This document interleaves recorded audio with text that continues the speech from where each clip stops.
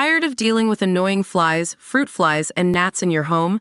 The Zevo Flying Insect Trap is your ultimate solution. Don't wait. Check out the link in the video description now to get your Zevo Flying Insect Trap on Amazon and enjoy a bug-free home today. Armie Hammer has denied the rumors that his friend Robert Downey Jr. paid for him to go to rehab 3 years ago. Hammer reportedly spent 6 months in treatment after his life was upended by sexual assault allegations and claims he has a cannibalism fetish. Downey, whose own career went up in flames as a result of addiction before his successful comeback, was said to have bankrolled the rehab stint, per Vanity Fair. Now, however, Hammer, 37, has set the record straight during a bombshell new interview with Piers Morgan about his scandal. "No, he did not. He did not pay for me to go to rehab," said Hammer, explaining that he had recreationally indulged in substances like cocaine and ecstasy, but had been addicted to escapism more than to any drug. When Morgan asked whether Downey had been supportive of him when he became persona non grata, Hammer said, "Yes," but was hesitant to provide details. "I don't want to bring anyone else into my situation. There are a number of people who have been extremely helpful, and I'm incredibly grateful," he said. Downey helped him in the way where anyone in Hollywood who suffers from any sort of addiction issues, whether it be alcohol or process addiction or drugs, decides to get sober, that guy will find you, and he will help you, said Hammer. "It's amazing." Hammer also revealed the advice that Downey gave him during his Hollywood exile: "Sit down. Shut up.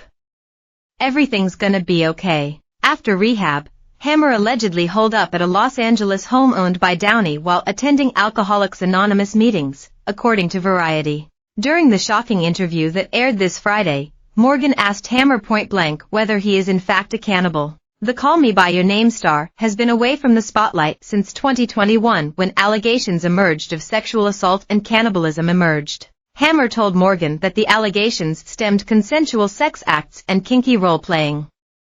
When asked if he is in fact a cannibal, Hammer responded, "You know what you have to do to be a cannibal?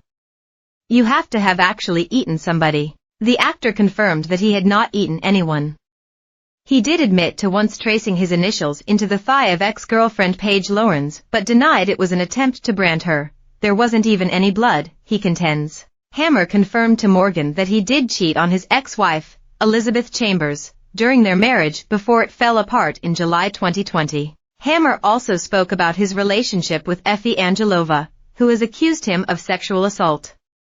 He called their relationship a very intense affair, very sexuality-charged, between two people with very similar proclivities and kinks. During that segment, Hammer conceded that out of context, their conversations would seem troubling. "Any of those conversations that we had inside of that relationship, when you take them outside of that context and put them into broad daylight, it doesn't look so good." Hammer said that Angelova was more experienced in the world of kink than he was. Different people have different sexual fantasies.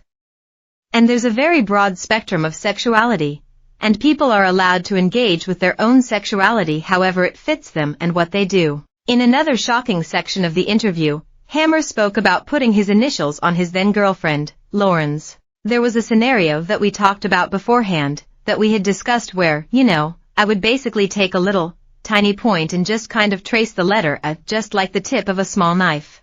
I mean, there wasn't even blood in the situation. It was more like a scrape.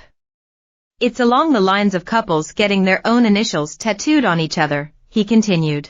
Morgan joked that the action was a bit different to getting a tattoo, which Hammer and added that he was shocked by the revelation. Hammer has consistently maintained his innocence when faced with allegations of rape and other abuse of women. His lawyers continue to claim that all of his relationships were consensual. Last year, Hammer and Chambers reached a divorce agreement, 3 years after filing. The settlement came just weeks after LA County prosecutors declined to charge Hammer in an investigation stemming from a woman's allegation that he sexually assaulted her in 2017. They cited a lack of evidence to prove their case. Bayo